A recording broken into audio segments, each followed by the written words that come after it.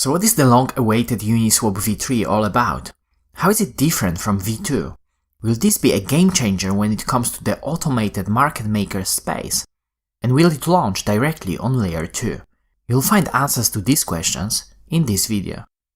Before we begin, if you want to learn more about decentralized finance and the technology behind it, make sure you subscribe to my channel, hit the bell icon, and enable all notifications. You can also consider joining us on Patreon and learning even more about DeFi.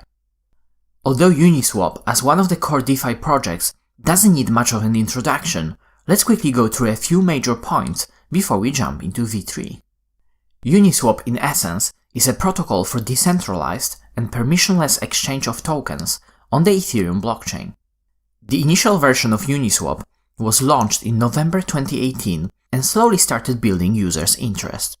In May 2020, at the beginning of DeFi summer, UNISWAP launched a second version of the protocol called UNISWAP v2.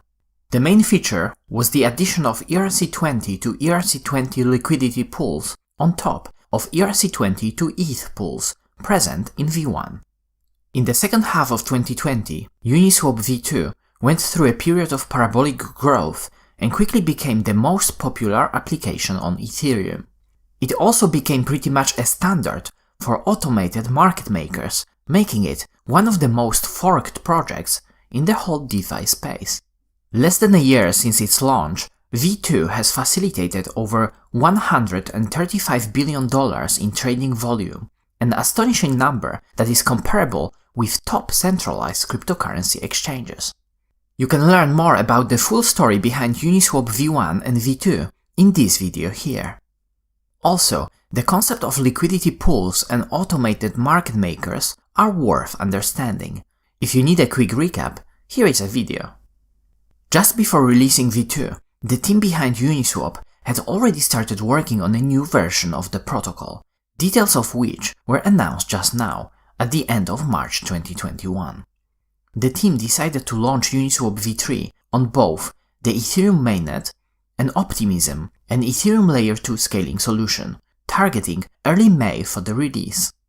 This was clearly one of the most anticipated announcements in DeFi's history, and it looks like v3 can completely revolutionize the AMM space. So what are the main changes? UNISWAP v3 focuses on maximizing capital efficiency when compared to v2. This not only allows LPs to earn a higher return on their capital, but also dramatically improves trade execution that can now be compared or even surpass the quality of both centralized exchanges and stablecoin-focused AMMs. On top of this, because of better capital efficiency, LPs can create overall portfolios that significantly increase exposure to preferred assets and reduce their downside risk. They can also add single assets as liquidity to a price range that is above or below the current market price, which basically creates a fee-earning limit order that executes along a smooth curve. This is all possible by introducing a new concept of concentrated liquidity. More on this in a second. Besides this, v3 introduces multiple fee tiers and improves UNISWAP oracles. Now, let's go through some of the UNISWAP v3 features one by one to understand them a bit better. Concentrated liquidity is the main concept behind v3. When LPs provide liquidity to a v2 pool, liquidity is distributed evenly along the price curve. Although this allows for handling all price ranges between 0 and infinity, it makes the capital quite inefficient. This is because most assets usually trade within certain price ranges. This is especially visible in pools with stable assets that trade within a very narrow range. As an example, UNISWAP DAI USDC pool only uses around 0.5% of capital for trading between 99 cents and $1.01, a price range where the vast majority of trading volume goes through. This is also the volume that makes the majority of trading fees for the LPs. This means that in this particular example, 99.5% of the remaining capital is pretty much never used. In v3, LPs can choose a custom price range when providing liquidity. This allows for concentrating capital within ranges where most of the trading activity occurs. To achieve this, V3 creates individualized price curves for each of the liquidity providers. Before V3, the only way to allow LPs to have individual curves was to create a separate pool per curve. These pools, if not aggregated together, resulted in high gas costs if a trade had to be routed across multiple pools. What is important is that users trade against combined liquidity that is available at a certain price point. This combined liquidity comes from all the price curves that overlap at this specific price point. LPs earn trading fees that are directly proportional to their liquidity contribution in a given range. Concentrating liquidity offers much better capital efficiency for liquidity providers. To understand it better, let's go through a quick example. Alice and Bob both decide to provide liquidity in the ETH DAI pool on Uniswap v3. They each have $10,000 and the current price of ETH is $1,750. Alice splits her entire capital between ETH and DAI and deploys it across the entire price range, similar to V2. She deposits 5,000 DAI and 2.85 ETH. Bob, instead of using his entire capital, decides to concentrate his liquidity and provides capital within the price range from 1,500 to 2,500. He deposits 600 DAI and 0.37 ETH, a total of $1,200, and keeps the remaining $8,800 for other purposes. What is interesting is that as long as the ETH DAI price stays within the 1,500 and 2,500 range, they both earn the same amount of trading fees. This means that Bob is able to provide only 12% of Alice's capital and still makes the same returns, making his capital 8.34 times more efficient than Alice's capital. On top of that, Bob is putting less of his overall capital at risk. In case of a quite unlikely scenario of ETH going to $0, Bob's and Alice's entire liquidity would move into ETH. Although they would both lose their entire capital, Bob puts a much smaller amount at risk. LPs in more stable pools will most likely provide liquidity in particularly narrow ranges. If the $25 million currently held in the Uniswap v2 DAI USDC pool were instead concentrated between 0.99 and 1.01 price range in V3, it would provide the same depth as $5 billion in Uniswap v2, as long as prices stayed within that range. When V3 launches, the maximum capital efficiency will be at 4000x when compared to V2. This will be achievable when providing liquidity within a single 0.1% price range. On top of that, the V3 pool factory will be able to support ranges as granular as 0.02%, which translates to a maximum of 20,000x capital efficiency relative to V2. V3 also introduces the concept of active liquidity. If the price of assets trading in a specific liquidity pool moves outside of the LP's price range, the LP's liquidity is effectively removed from the pool and stops earning fees.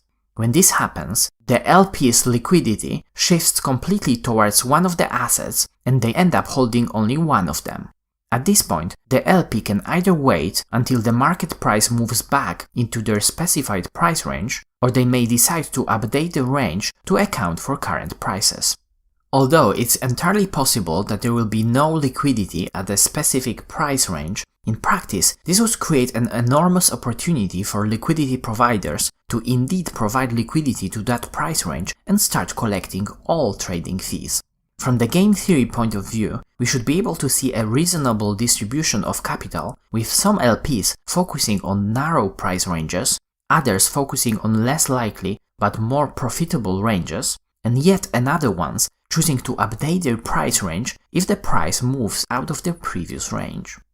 Range limit orders is the next feature enabled by concentrated liquidity. This allows LPs to provide a single token as liquidity in a custom price range above or below the current market price. When the market price enters into the specified range, one asset is sold for another along a smooth curve. all while still earning swap fees in the process. This feature, when used together with a narrow range, allows for achieving a similar goal to a standard limit order that can be set at a specific price. For example, let's assume that the DAI USDC trades below 1.001. An LP can decide to deposit their DAI to a narrow range between 1.001 and 1.002. Once DAI trades above 1.002 DAI USDC, the whole LP's liquidity is converted into USDC. At this point, the LP has to withdraw their liquidity to avoid automatically converting back into DAI once DAI USDC goes back to trading below 1.002. LPs can also decide to provide liquidity in multiple price ranges that may or may not overlap. For example, an LP can provide liquidity to the following price ranges in the ETH DAI pool: $2,000 between $1,500 and $2,500, $1,000 between $2,000 and $3,000, $500 between $3,500 and $5,000. Being able to enter multiple LP positions within different price ranges allows for approximating pretty much any price curve or even an order book. This also enables creating more sophisticated market-making strategies. As each LP can basically create their own price curve, their liquidity positions are no longer fungible and cannot be represented by well-known ERC20 LP tokens. Instead, providing liquidity is tracked by non-fungible ERC721 tokens. Despite this, it looks like LP positions that fall within the same price range will be able to be represented by ERC20 tokens either via peripheral contracts or through other partner protocols. On top of this, trading fees are no longer automatically reinvested back into the liquidity pool on LP's behalf. Instead, peripheral contracts can be created to offer such functionality. The next new feature is the flexibility when it comes to trading fees. Instead of offering the standard 0.3% trading fee known from Uniswap v2, v3 initially offers three separate fee tiers: 0.05%, 0.3%, and 1%. This allows LPs to choose the pools according to the risk they are willing to take. The team behind Uniswap expects the 0.05% fee to be predominantly used for pools with similar assets, such as different stablecoins, 0.3% for other standard pairs like ETH DAI, and 1% for more exotic pairs. Similarly to v2, v3 can also enable a protocol fee switch, where part of the trading fee would be redirected from LPs. Instead of having a fixed percentage like in v2, v3 offers between 10 and 25% of LP fees on a per pool basis. This will be switched off at launch, although it can be switched on at any time as per Uniswap governance. Last but not least is a significant improvement to the TWAP oracles introduced by Uniswap v2.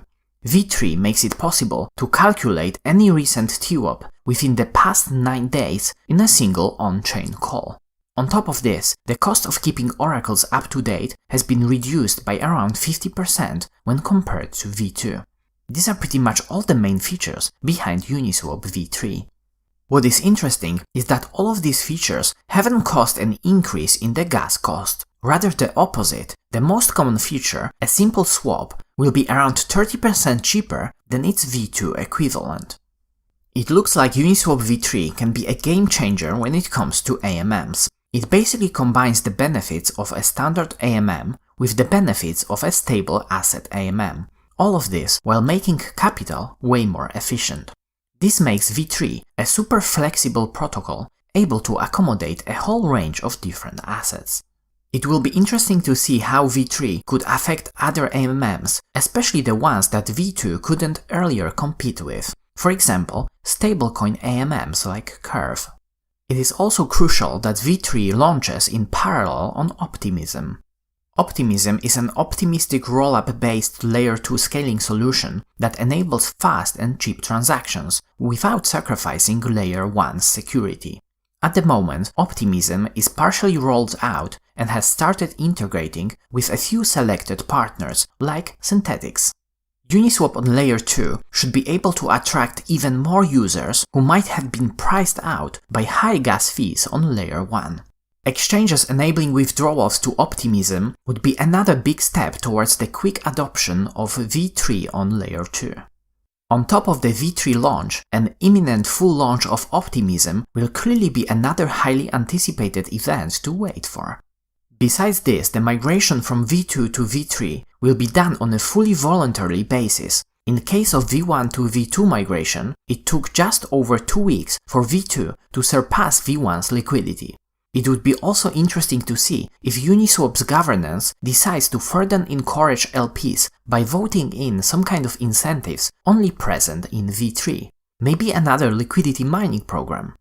With the super high capital efficiency of V3, even if the existing liquidity is split between V2, V3 and V3 on Optimism, it should still be way more than enough to facilitate trading with low slippage across all of these three protocols. One challenge of V3 is that providing liquidity may become a bit harder, especially for less sophisticated users. Choosing a wrong price range may magnify the chances of being affected by impermanent loss, and it will be interesting to see a development of third-party services that could help with choosing optimal strategies for allocating liquidity. So what do you think about Uniswap V3? Will this be a game changer in the AMM space? Will Uniswap on Optimism bring even more users to DeFi? Comment down below. And as always, if you enjoyed this video, smash the like button, subscribe to my channel, and check out Finematics on Patreon to join our DeFi community. Thanks for watching.